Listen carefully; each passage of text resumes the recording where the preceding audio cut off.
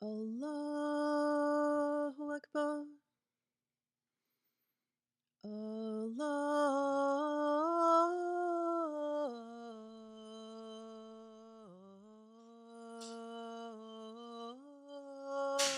Akbar. Allahu Akbar. Allahu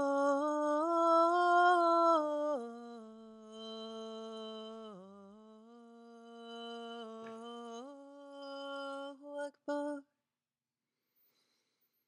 Ashhadu an la ilaha illallah. Ashhadu an la ilaha illallah. Ashhadu anna Muhammadan Rasulullah. Ashhadu anna Muhammadan Rasulullah. Hayya al-salah. Hayya al-salah.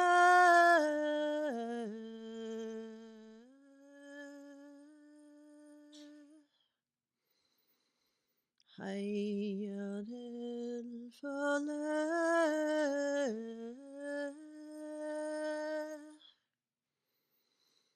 Hayya al-falah.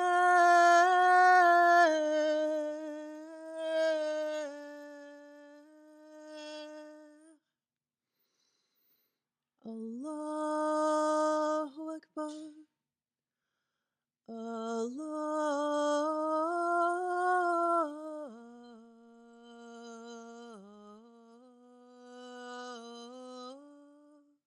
Allahu Akbar.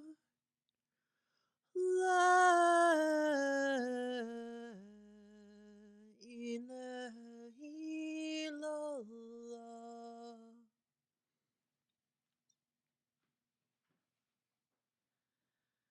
Allahu Akbar, Allahu Akbar. Allahu Akbar, Allahu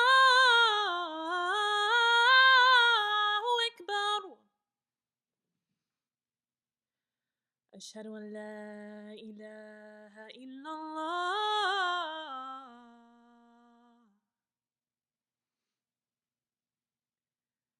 أشهد أن لا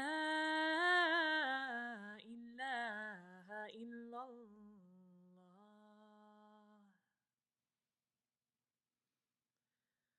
أشهد أن محمدا رسول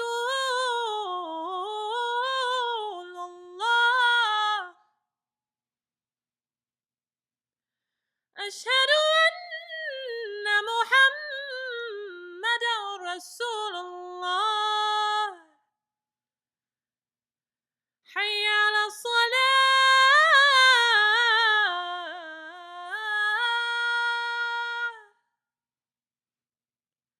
حي على الصلاة.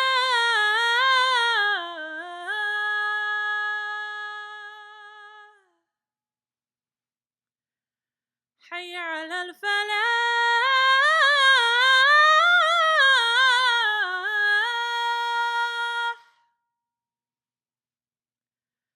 حي على الفلاح.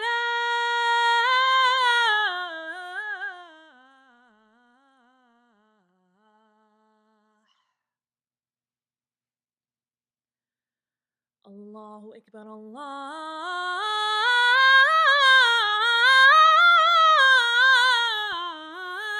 أكبر. لا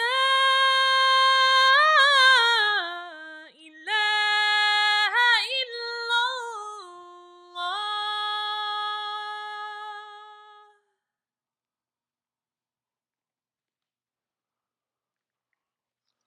بسم الله الرحمن الرحيم.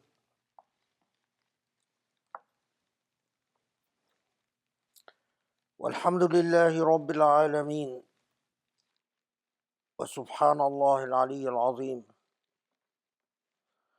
ونشهد أن لا إله إلا الله وحده لا شريك له، ونشهد أن محمد رسول الله. اللهم يا رحمن يا رحيم، اللهم صل وسلم وبارك على الحبيب المصطفى النبي الأمين المرسل رحمة للعالمين، وعلى آله الأطهار الميامين، وعلى أصحابه المختارين، وعلى من اتبعه بإحسان إلى يوم الدين. سبحان الله، سبحان الله، نؤمن به ونستعينه ونستهديه ونستنصره ونستجيره، فإنه حق من هدى الله فلا مضل له، ومن يضلله فلا هادي له. اللهم يا رحمن يا رحيم، يا عزيز يا جبار، اللهم يا رب اصلح لنا ديننا الذي هو عصمة أمرنا، واصلح لنا دنيانا التي فيها معاشنا، واصلح لنا آخرتنا التي فيها معادنا، واجعل الحياة زيادة لنا في كل خير، واجعل الموت راحة لنا من كل شر، يا رحمن يا رحيم.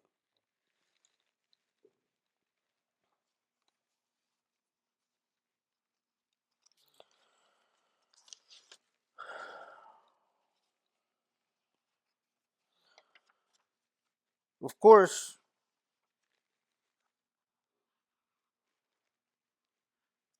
the mind and heart and soul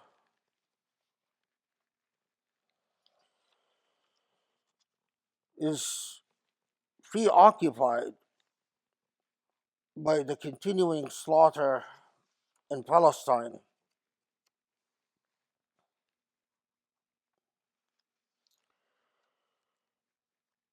We are now approaching an entire month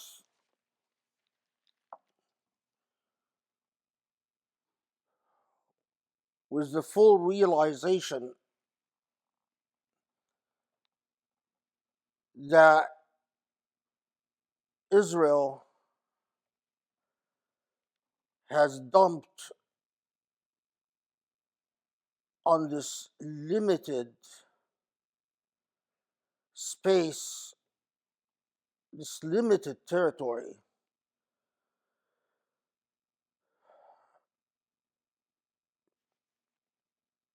nowhere the size of Japan, a territory perhaps akin to the territory of Warsaw during the siege of Warsaw in World War II, perhaps akin to the siege of Stalingrad in World War II. But Israel has unleashed upon this territory the equivalent of 2 Hiroshima bombs. The explosives that Israel has used and the missiles and the bombing of Gaza at this point equals 2 atomic bombs that have been dropped on Hiroshima. An astounding figure, truly an astounding figure. And especially in light of the fact that if you follow Israeli media, you are often flabbergasted by how freely Israeli commentators speculate and fantasize about dropping an actual nuclear weapon on Gaza. So many Israeli commentators don't seem to be at all bothered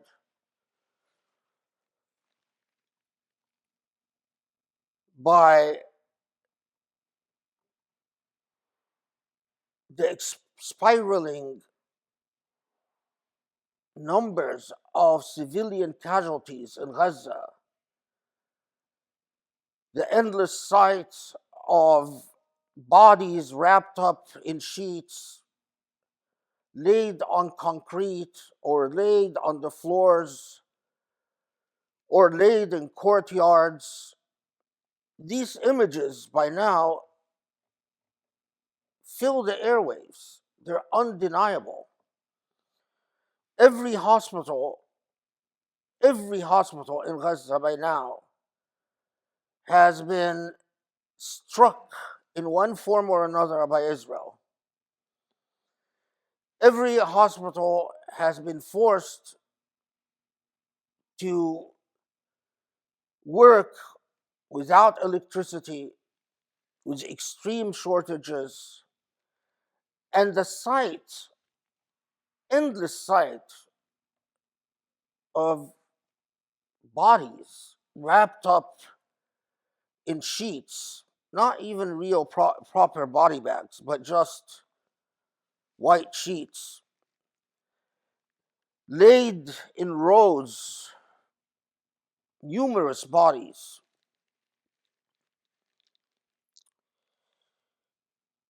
And again, it is astounding that so many commentators in Israel do not seem at all disturbed by these extremely tragic and traumatizing sights of civilians torn to shreds and children torn to pieces. But it is not unusual at this point, whether this is a real possibility or not is not the issue. The issue is what is tolerated on open airwaves and what is considered to be an acceptable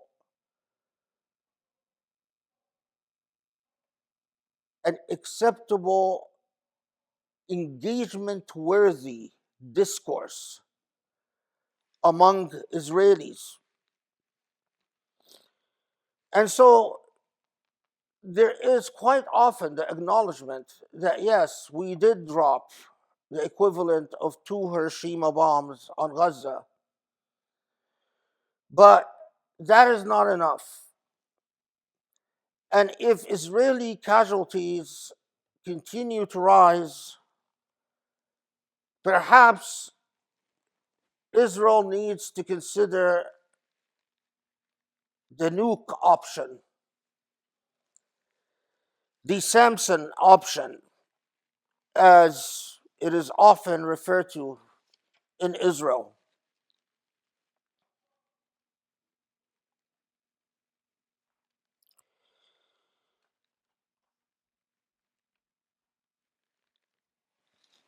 A truly shocking form of discourse because it is no secret what the demoralizing and dehumanizing implications of saying, well, there is immoral logic to using total weapons and final solution weapons, as the US did in World War II when it dropped atomic bombs on Japan. Perhaps that is the solution. to our Palestinian problem.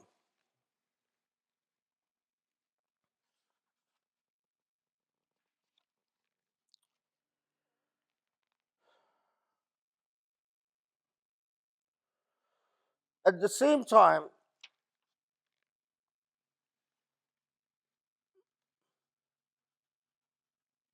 that we hear commentators make arguments like this, and we see these commentators being invited time and again to the same TV stations, the same TV programs. In fact, some of these commentators hold doctorates and hold important policy positions or academic positions.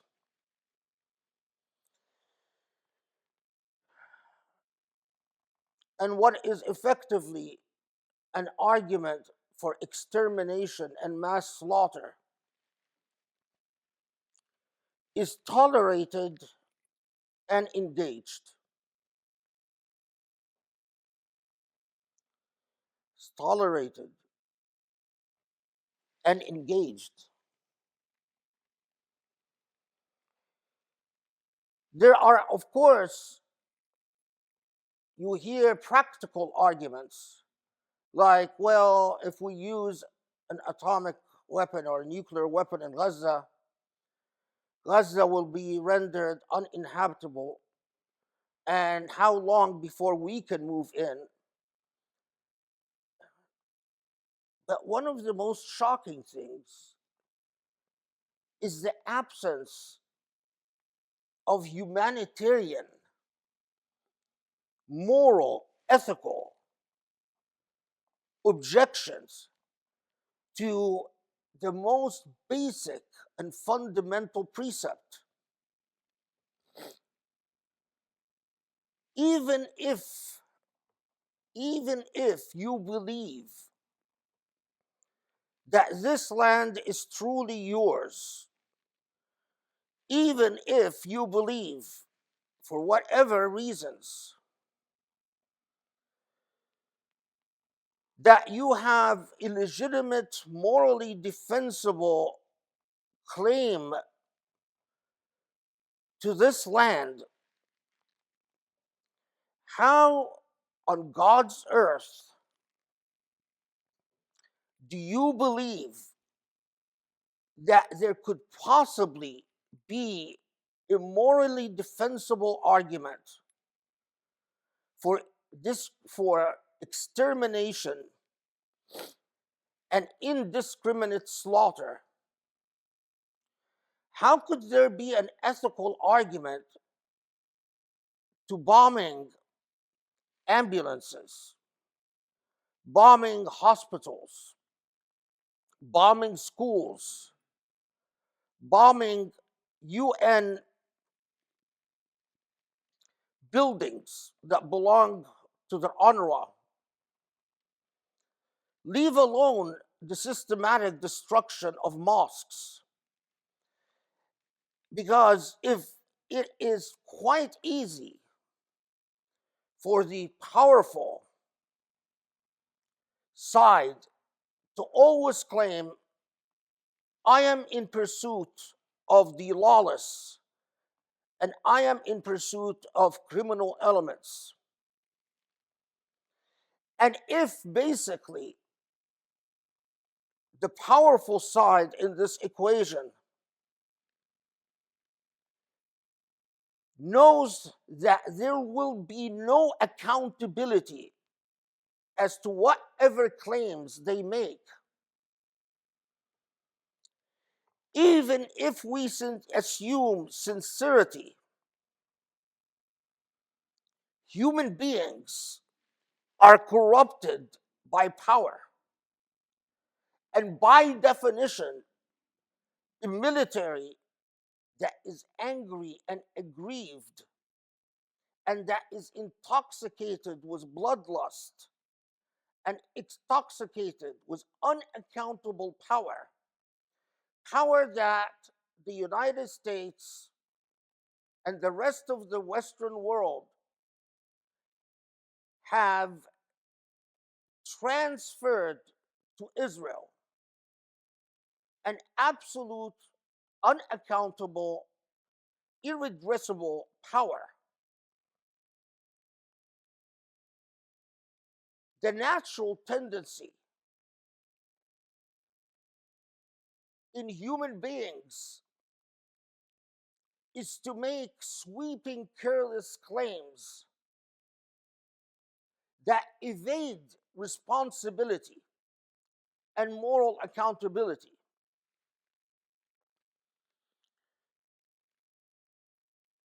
But here we are not just talking about indiscriminate bombing, we are talking about an open discourse in which extermination is branded around, is kicked around as if it is a natural and reasonable option. In the same vein,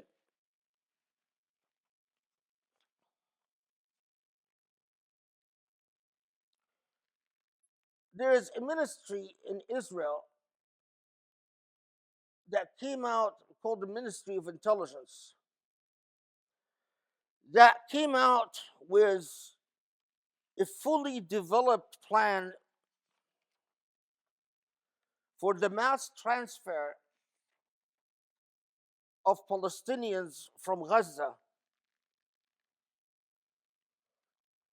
to Egypt. And according to this report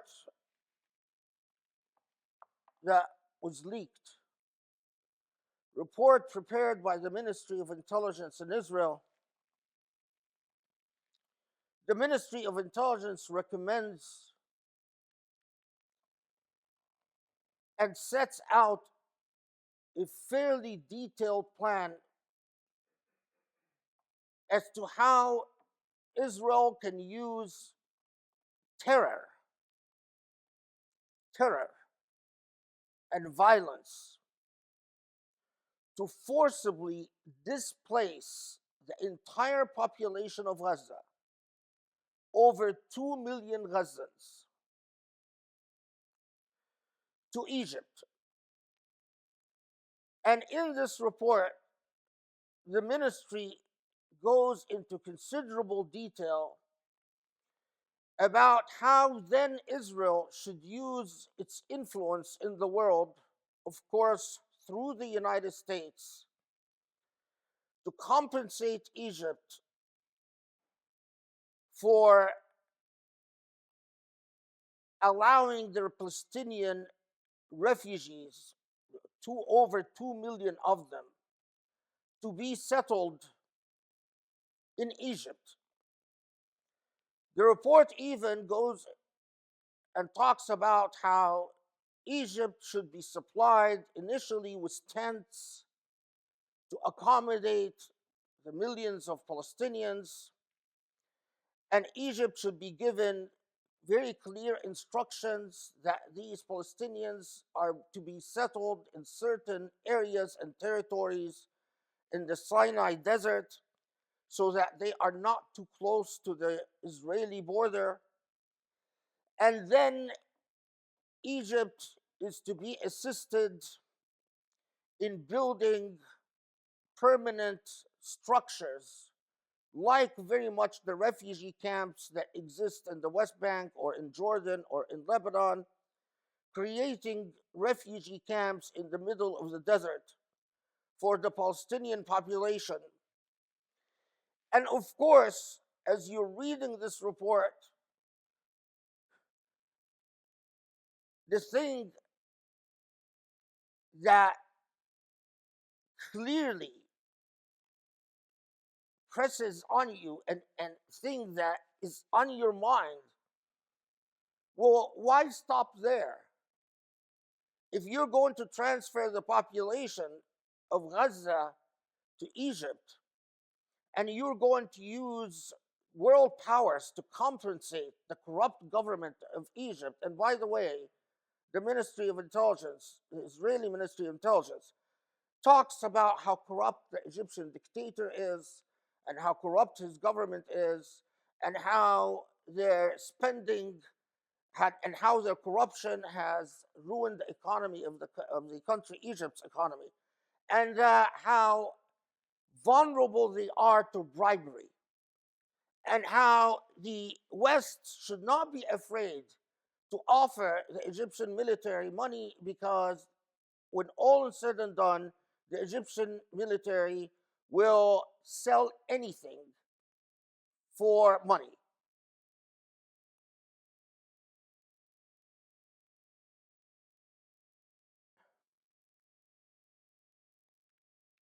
You're talking about extermination options.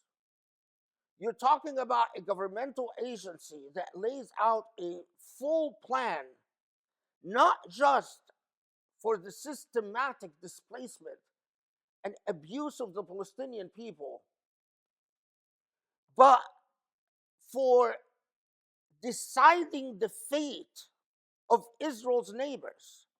Because, mind you, in order for a plan like this to work, Israel and its allies would need to ensure that there is a certain type of government in Egypt, the type of government that would accept money,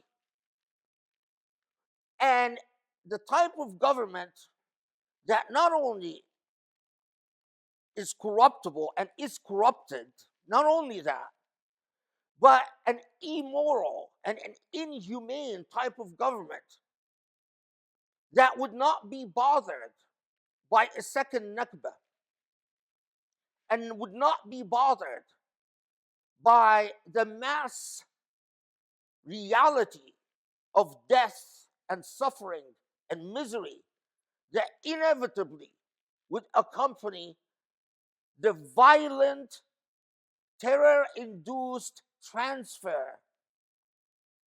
Terror induced.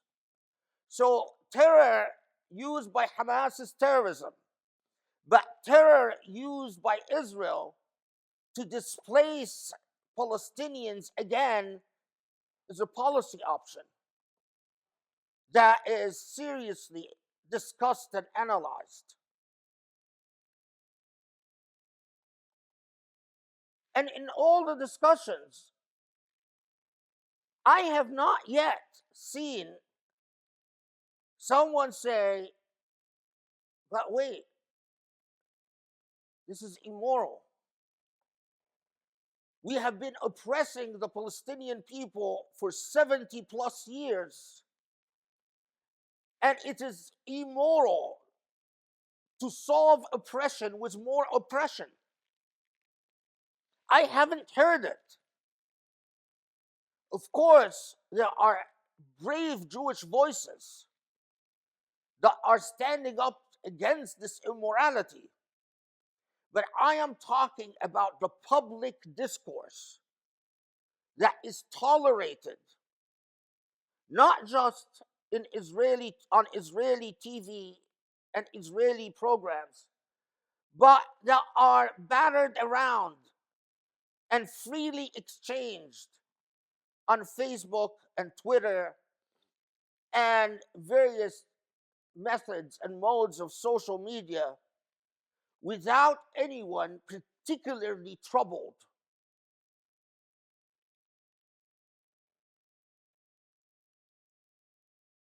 All of us know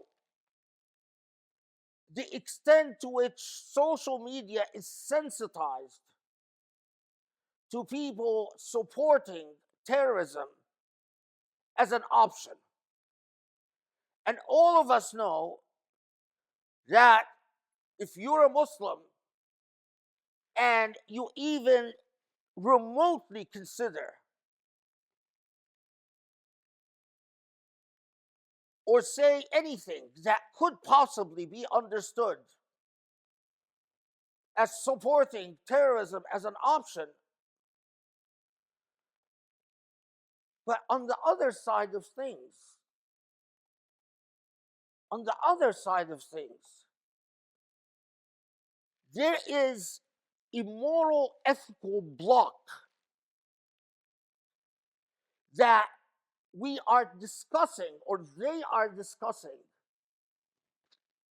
corruption, bribery, dictatorship, transfer of populations, which is genocide under the Genocide Convention, so freely and openly.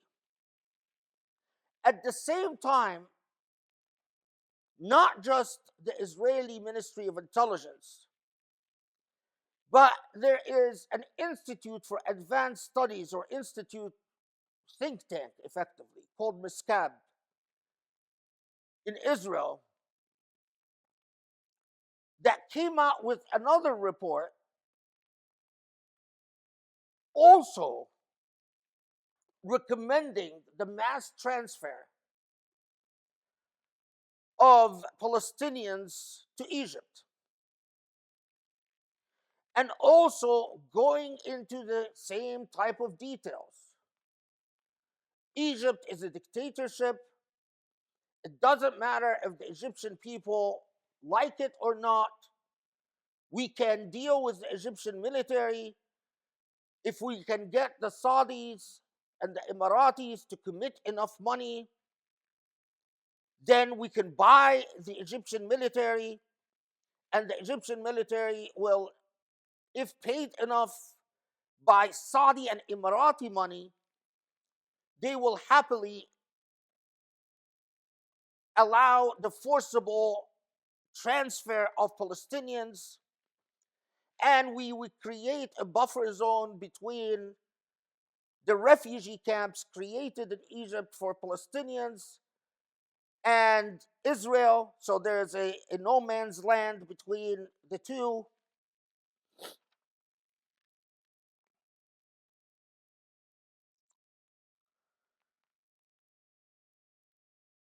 Meanwhile, as your mind goes to, well, if this is the solution that you consider to be acceptable, today your excuse is Hamas. But as we witness your conduct in the West Bank, anytime as long as the Palestinian Authority is acting precisely like the model corrupt government of Egypt, according to your reports, in other words, as long as the Palestinian Authority is accepting money and living subservient to you, you have no problem. But what happens when, as we are witnessing right now, Palestinians get tired of the oppression and rebel against both the Palestinian Authority and against Israeli oppression? Well, the logic of transfer can easily be extended to the West Bank. If you've opened that type of narrative as a policy choice. Now, this is especially in light of the details of what is going on in the West Bank. Ben Gvir brags about buying weapons and distributing. The last declaration I've seen from Ben Gvir is he's bragging about distributing 1,000 guns to 1,000 settlers. And as the world, the Western world, preoccupies itself with making sure that this Israeli Goliath is safe from the small David that confronts it in Gaza, because it is the Goliath fighting, whether you want to say David or any other figure, but it is a small figure. Israel has one of the most advanced militaries on the face of this earth. Israel has military industries. Israel manufactures its own tanks. It manufactures its own fighter jets. It has one of the most advanced surveillance and intelligence military industries in the world. Israel has full armies. And whatever, even if you exaggerate Hamas's strength to the extreme, you are talking about weaponry that couldn't even resist the Nazi army in World War II or any army from World War II. When you are talking about Hamas, you're talking about rockets and missiles and guns.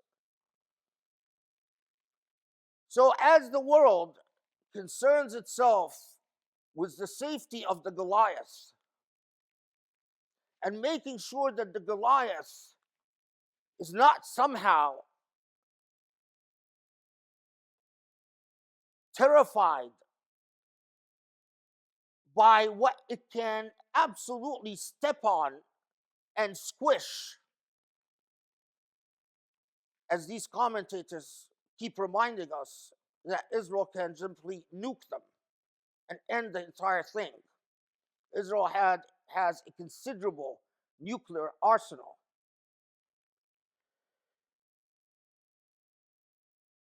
No one is paying attention to what is happening in Gaza. For instance, no one is paying attention to the systematic attacks by Israeli settlers against Palestinian fields and Palestinian homes. That just this last week, 1,000 Palestinians in the West Bank were displaced because their village was completely destroyed by Israeli settlers.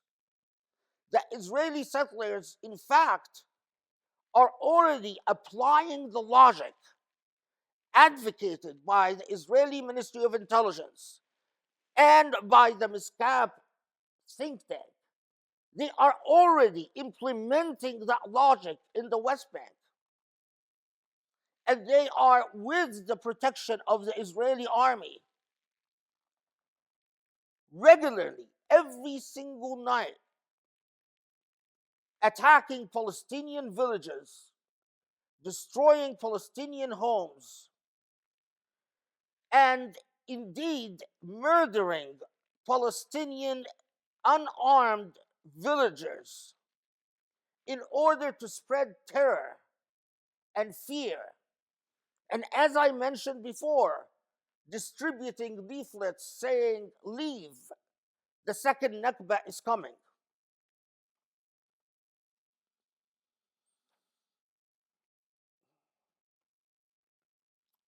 Now,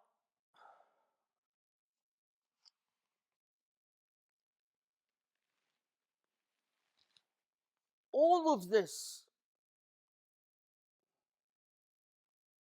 is particularly significant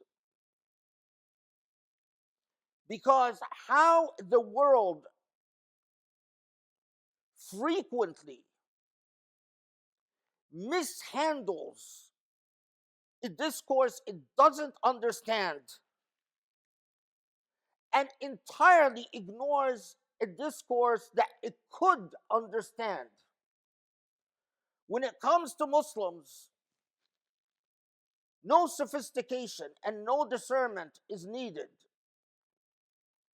Muslims are branded and stereotyped and caricatured with very little in terms of knowledge base or facts or data.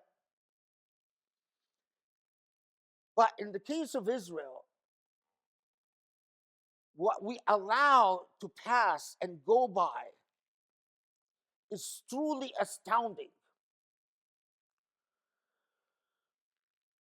When this campaign started, Netanyahu stood before the world and made an announcement that Israel is now going to launch a campaign against the people of darkness. Netanyahu clearly, in this brief statement, posited the Israelis as people of light and the other side as people of darkness. But Netanyahu made a very significant reference when he said,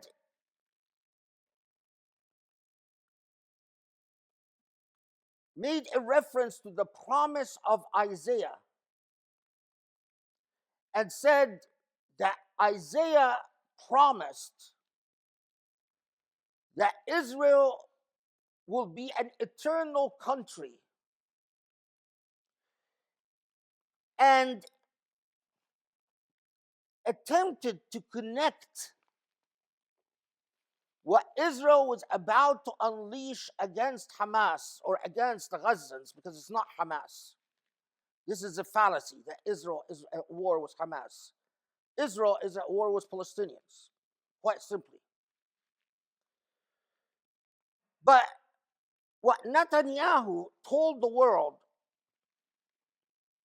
is that Isaiah promised an eternal state and promised that the borders of the state will be secure, and importantly, that the enemies of the state will be ruined and destroyed. So as Netanyahu is about to unleash this violence, the part of Isaiah that he is referring to is chapter 60, verse 18. No longer will violence be heard in your land, nor ruin or destruction within your borders. But you will call your walls salvation and your gates praise.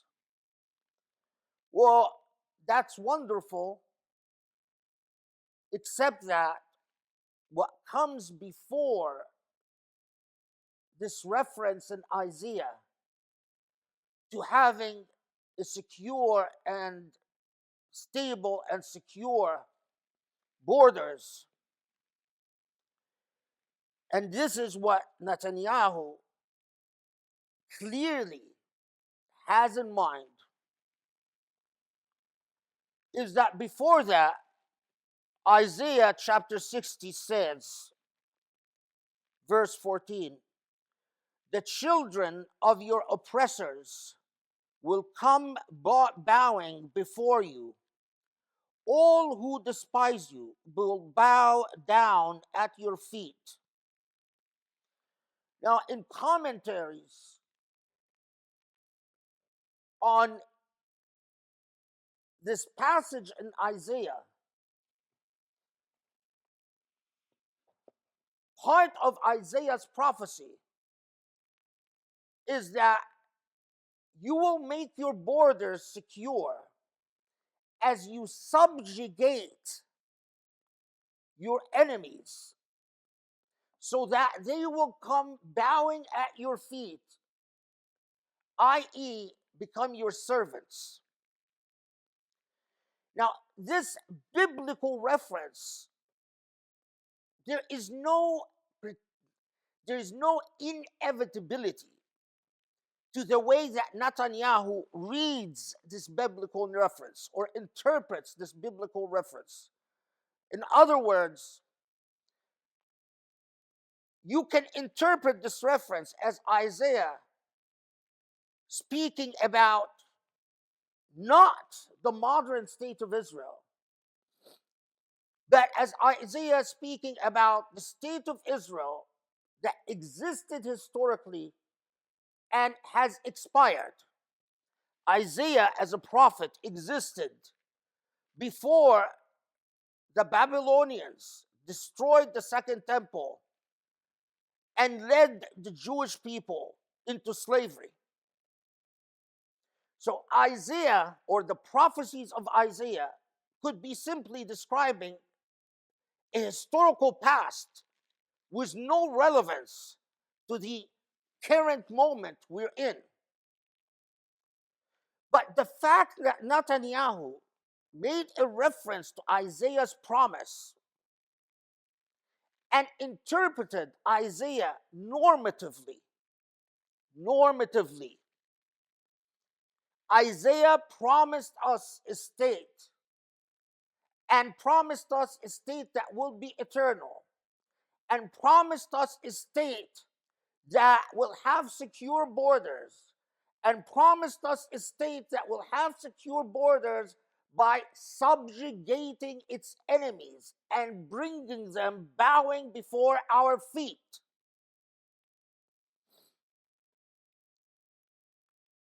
That's dangerous logic. I want you to imagine if a Muslim would have made this type of reference.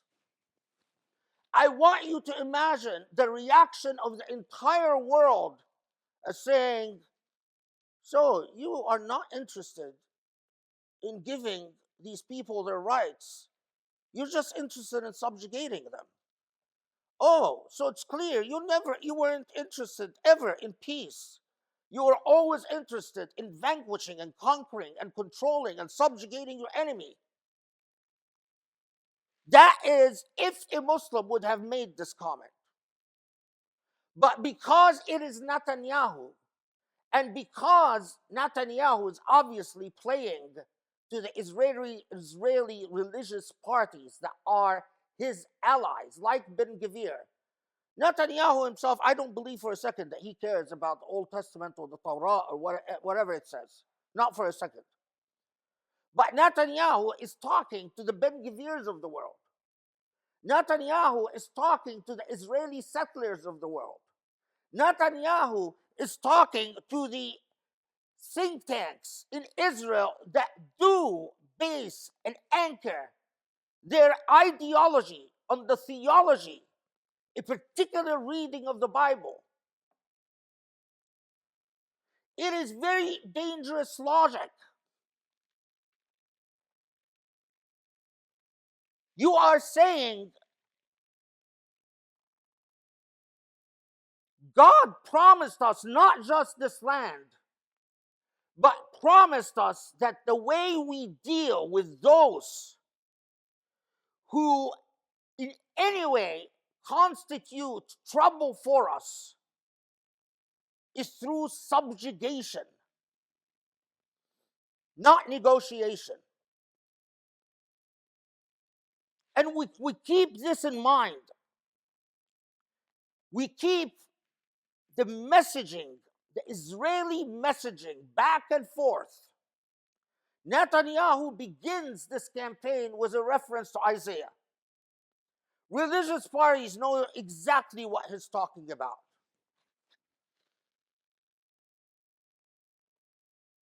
Religious think tanks know exactly what he's talking about.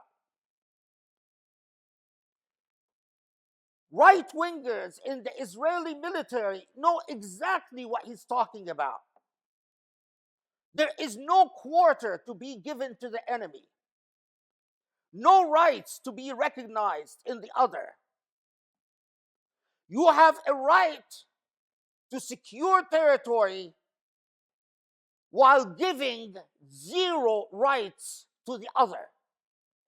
The only option you accept from the other is bow at our feet.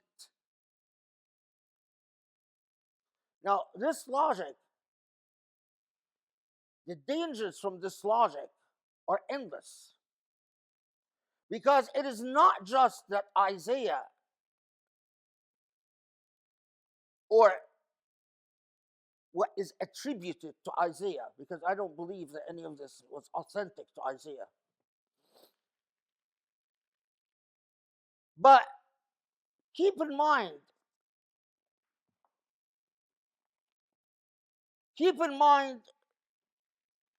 what was promised to Solomon, right? Who is Solomon other than Nabiullah Sulaiman alayhi salatu wasalam? But in the Bible, Solomon is the one who built the second temple. The same temple that Israelis believe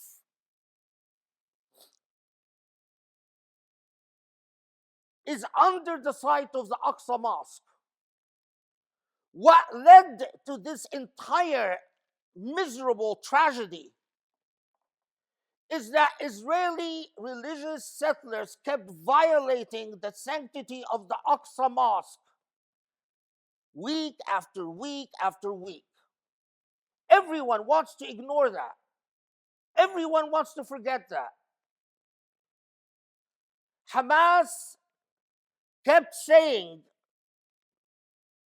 time and time again, we will not tolerate. We are warning you. Stop violating the sanctity of the Aqsa Mosque. Unlike the Saudis and unlike the Emiratis, who do not give a hoot, not just about the sanctity of the Aqsa Mosque, but even the sanctity of Mecca and Medina. Because as we know, the Saudis turned Khadija's home into toilets. We know how much of the sacred sites in Mecca and Medina were destroyed by the Saudis.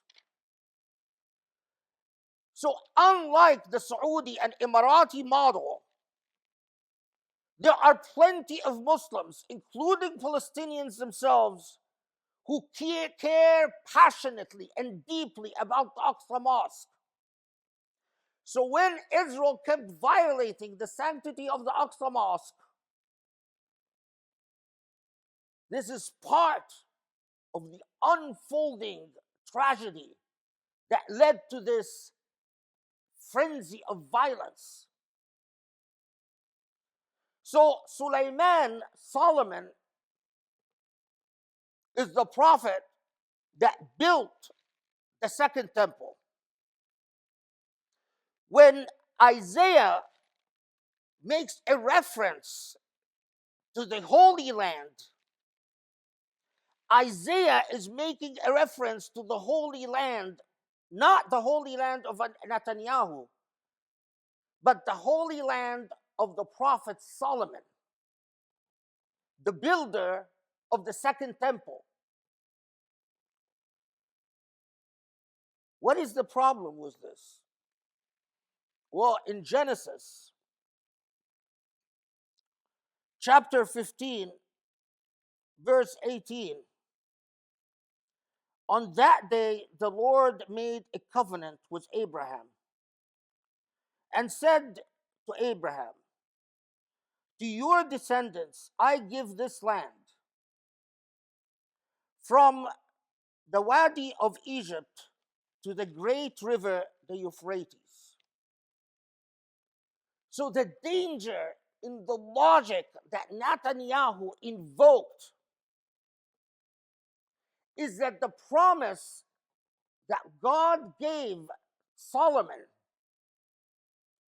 the so-called promised land, is not the current Israel with its current borders, but, as you've heard, the covenant that, according to the Torah, was given to Solomon is from the Nile to the Euphrates.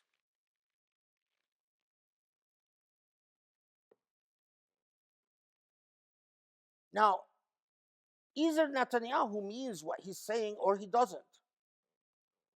But what I am inviting you to do is to consider if a Muslim invoked these types of implications. If this was the Quran, not the Old Testament, imagine how many talking heads would be warning the world about the Muslim threat that believes that God gave them a covenant of between the Nile and the Euphrates, land that incidentally not just includes Palestine, Egypt, Jordan, Iraq, but even parts of Turkey.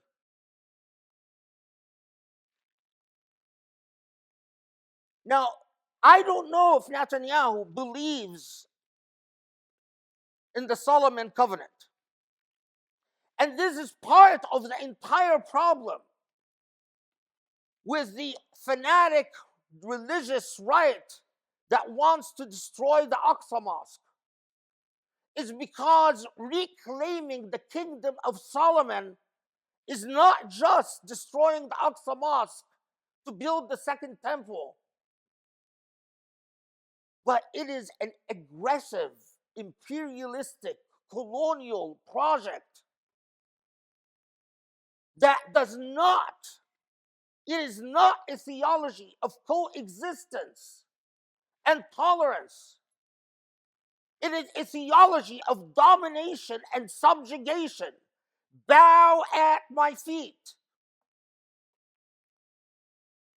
Again, I am not one of those people that says just because it's in the Bible, all religious Jews must believe it. There are many interpretive ways to avoid the type of implications, imperialistic and inhumane implications. But what I am saying is that for Netanyahu to invoke Isaiah's promise at the beginning of a slaughter, for Netanyahu to invoke Isaiah's promise as we keep hearing Israeli agencies talk about transferring Palestinians to Egypt, for Netanyahu to invoke Isaiah's promise as we keep hearing talking heads considering the nuke option and saying, yes, we've bombed them 2 atomic bombs worth, let's bomb them more. For Netanyahu to invoke the Isaiah promise as Ben Gvir distributes weapons to fanatic religious settlers, as Netanyahu invokes the Isaiah promise as these settlers distribute leaflets saying, leave, this is not your home, the second Nakba is coming. All of that, if the West had an iota of conscience or ethics or morality, the West would pause and say, even if we believe Hamas to be religious fanatics, you are no less fanatical. Your program, if you really mean what you're saying,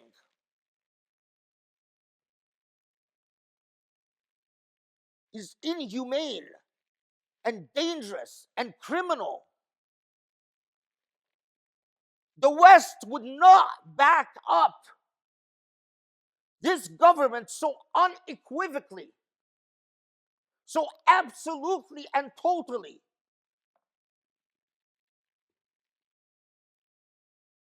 What is truly terrifying, though, what is truly terrifying is that there are indications that it is not the case that the West is oblivious to these plans, but that at least some parties in the West are completely on board with these plans. Dennis Ross published an article in the New York Times that I think is one of the most dangerous and scary documents of our modern history. Dennis Ross says in this article that I wanted to go to the Middle East to convince our Arab allies to moderate their reaction to what Israel is doing.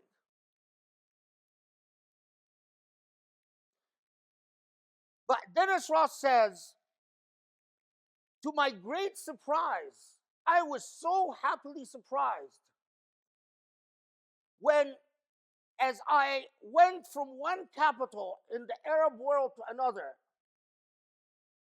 from Egypt, the implication of the article is even the Palestinian Authority, although he doesn't say so expressly. But as I flew from Egypt to Saudi Arabia to the Emirates to Jordan,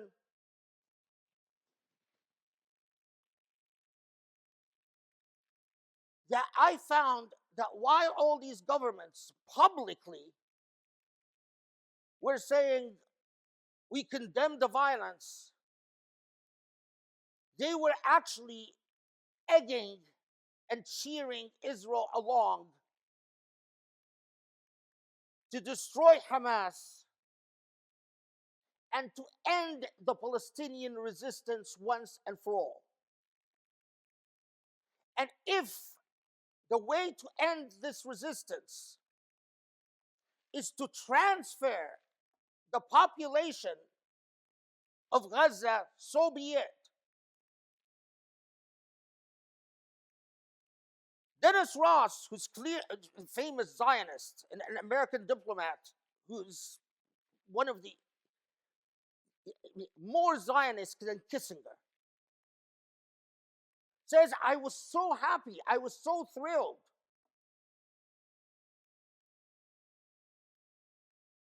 Similarly, Kushner, in an interview, said something very similar. The Emiratis and Saudis, the Emiratis are actually formally and publicly against the Palestinians. They came out in Israel's support openly. But Kushner says, I found my Saudi friends not only not concerned with Israel's attack on Gaza, but fully supportive and eager to continue the peace talks, in quotes, and normalization of relations after Israel destroys the resistance of Gaza. Do you really think if you destroy Hamas, the resistance will end in Gaza? And that is why the transfer option, because Israel knows fully well that misery begets resistance, and that the life of Palestinians in Gaza is absolutely miserable. And so Hamas or no Hamas, they will resist. And that is why, again, we go to that option of you will bow before me. You will not oppose or resist me. If we are going to read Isaiah normatively as a promise, as Netanyahu did in the beginning of his campaign, and as I keep hearing on Israeli TV all the time,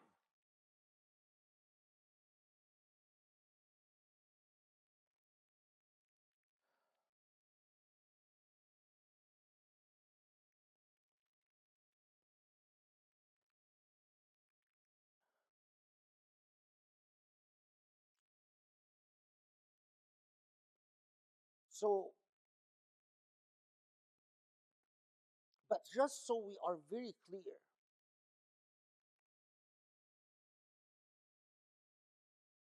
we are talking about,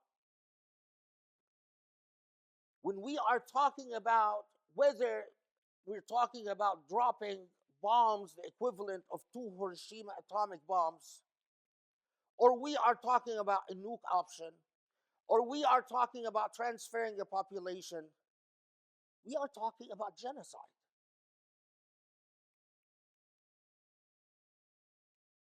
The term genocide itself is from Latin, 2 Latin words.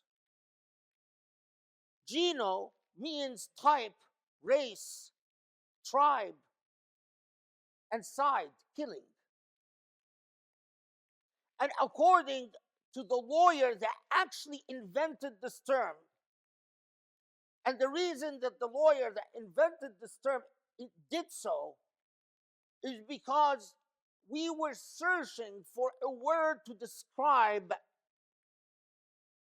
the destruction of entire populations and cultures in World War II. So the very idea of the Genocide Convention is that you can't. It is a crime of genocide, a crime against humanity, an absolute war crime, a non-derogable crime. In other words, there are no exceptions to the prohibition. If you transfer a population, if you kill in mass, if you effectively prevent a population from freely breeding and existing and living, that is the crime of genocide. So the terrifying possibility that Kushner and Dennis Ross are informing us about is that not just the religious right that is in favor of a genocide against the Palestinian people, but so are the Arab leaders sitting in Saudi Arabia, sitting in the Emirat. If these two are to be believed, also the King of Jordan and even the Prime Minister of Tunisia. أقول قولي هذا وأستغفر الله لي ولكم وأسأل الله يستجب لكم. بسم الله الرحمن الرحيم. وسبحان الله العلي العظيم والحمد لله رب العالمين. اللهم صل وسلم وبارك على محمد وعلى آله وأصحابه يا رب العالمين. You see,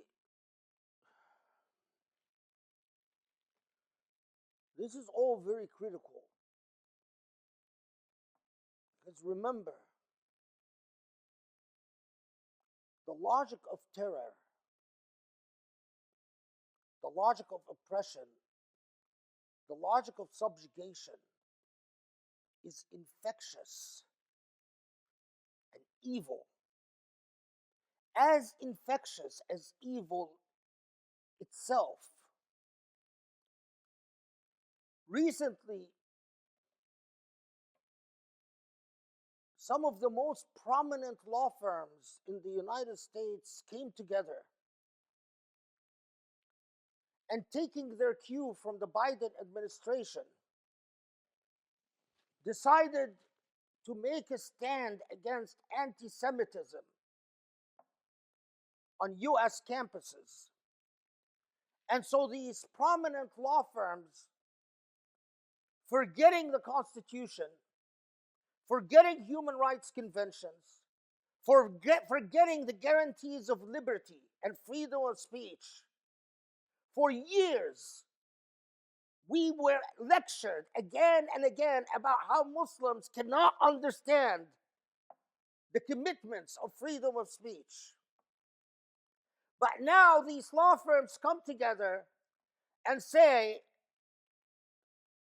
if you oppose the genocide that is taking place in Gaza, if you demonstrate against this genocide, we will blacklist you. So we are going to punish you for exercising your right to freedom of speech. The fact that this is coming from our lawyers and our president, the fact that this is from the people that have smugly and arrogantly, time and time and time again, told the entire world, we are civilized because we believe in freedom of speech and freedom of opinion. But they come to the issue of genocide, and there is no freedom of speech, and there is no freedom of opinion. Shut up, or you will be blacklisted, and you won't find a legal job in the United States. Now, does this remind you of anything? Yes, it reminds me of Isaiah's promise to Israel's enemies. You will bow before my gate. The logic of evil is infectious. Netanyahu tells the Palestinians, you shall bow. And the American law firms tell the supporters of Palestine, you shall bow before us. Don't you dare open your mouth. Don't you dare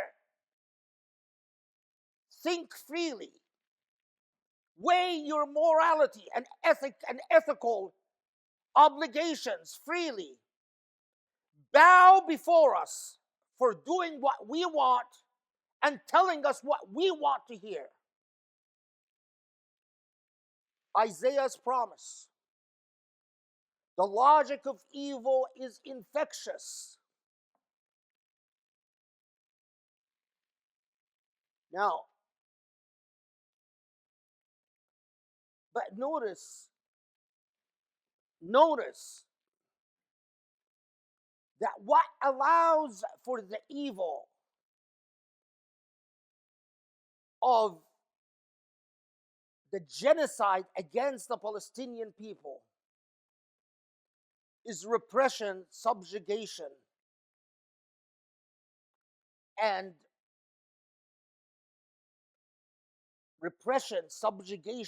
despotism.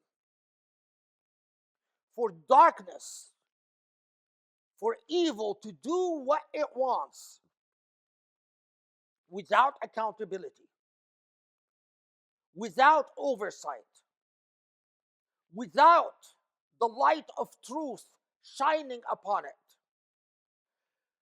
The very premise of the logic of genocide is the logic of subjugation. The Isaiah promise. You will bow, but in order for you to bow, I cannot be held accountable. You cannot investigate my crimes. I will not allow you to have the power to say, don't kill children, don't kill women, don't bomb hospitals, don't bomb ambulances. That same logic, that same evil, subjugation, repression, oppression, is what we see from the law firms in the United States that come together and say to poor law students, shut up and do what you're told. The same logic of intimidation and subjugation and harassment from the Canary Project that tells professors, don't you dare think for yourself. Don't you dare object, protest. Don't you dare analyze, or you will lose your job and not be hireable. But see the irony and see how Allah teaches us. It is also at the root cause of the evil of the Arab rulers. Why are the Arab rulers capable of this duplicity? capable of this hypocrisy. Why do they fear the Palestinian resistance? Because the Palestinian resistance to occupation and oppression relies not on entitlement, but on the masses. Without mass support, the Palestinian resistance would vanish in an instant. And mass support is what these Arab leaders do not have and will never have. In order to stay in power, they use the same logic of bow before my door. In order to stay in power, Sisi of Egypt relies on repression, relies on terrorism, relies on fear. So does the king of Saudi Arabia, and so does the king of the Emirat, and so does the king of Jordan, and so does the prime minister of Tunisia. What do you call this? If you fail to see the consistent theme of intoxicating frenzy of dictators and despots and oppressors who do not want the air of freedom, of liberty anywhere, how can you fail to see this? The darkness of the mind, the dullness of the conscience, the reaction, hostile reaction to the voice of freedom or free thinking.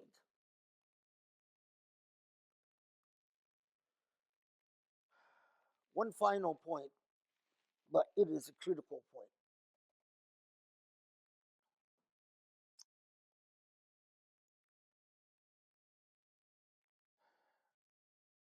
The ailment of the Muslim world everywhere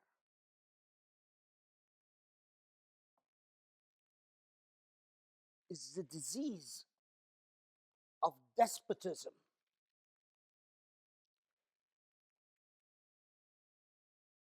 No one should be heard to talk about what this ruler was able to build for his country or not build for his country. It is entirely beside the issue. The real issue is that we Muslims stand in a moment in which we have no say, absolutely no say, in what happens to the Aqsa Mosque. And for that matter, what happens to Mecca or what happens in Medina.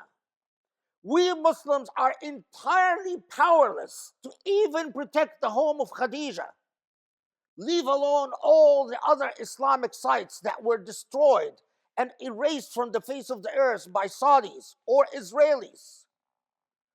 We Muslims witness the usurpation of the Khalil Mosque, and we are entirely powerless to do anything.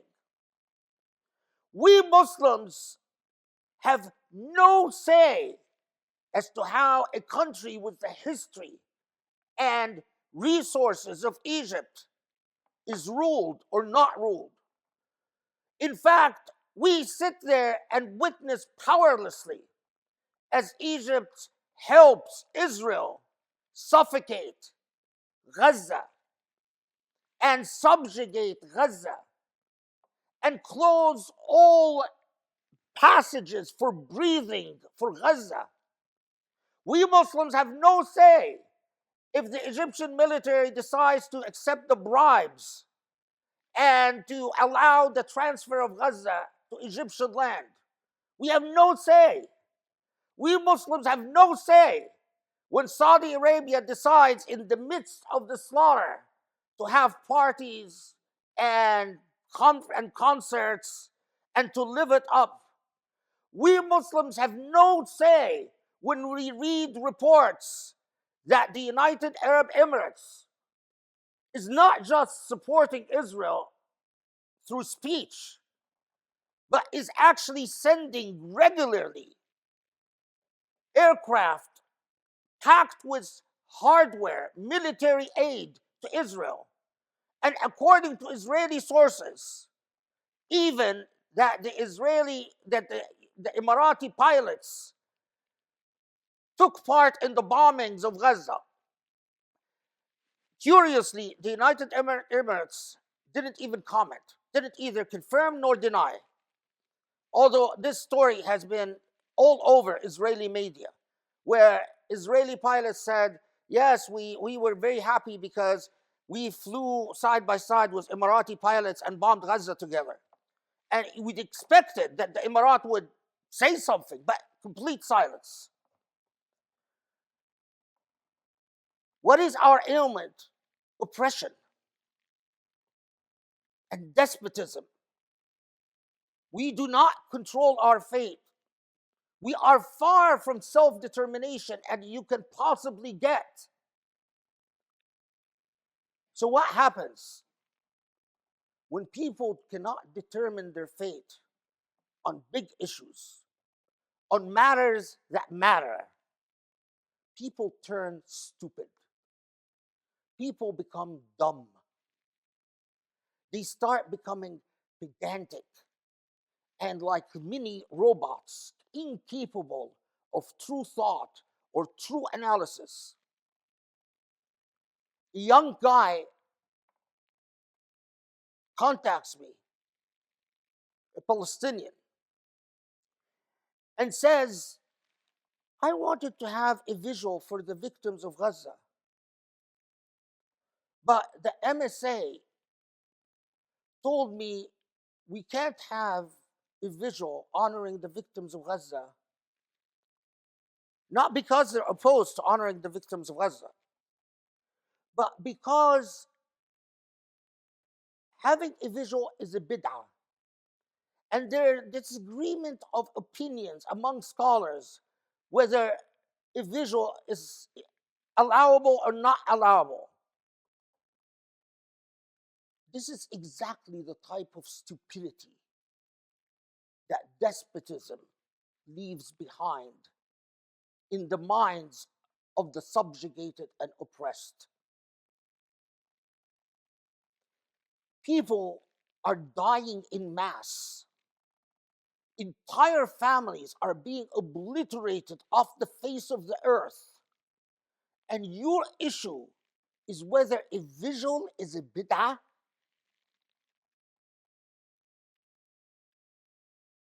How more pedantic and dumb can you be? This is the how you manufacture dull minds. The very nature of despotism and subjugation, the very nature of the Isaiah option to the subjugated, you will bow before me, is it that it creates the infection of dumbness and stupidity, narrowness, the incapacity to reason even in a straightforward, even about the most rational matters. If visual is a bid'ah, that's the issue. Wow.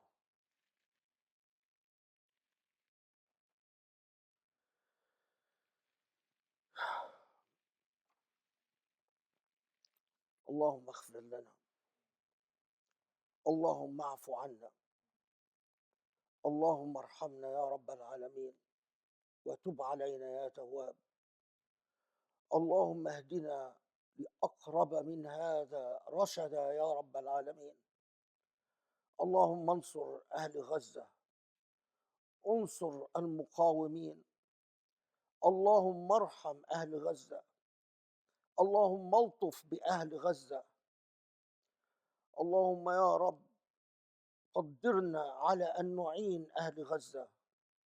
وصلي وسلم وبارك على الحبيب المصطفى على النبي الأمين، وأقم الصلاة.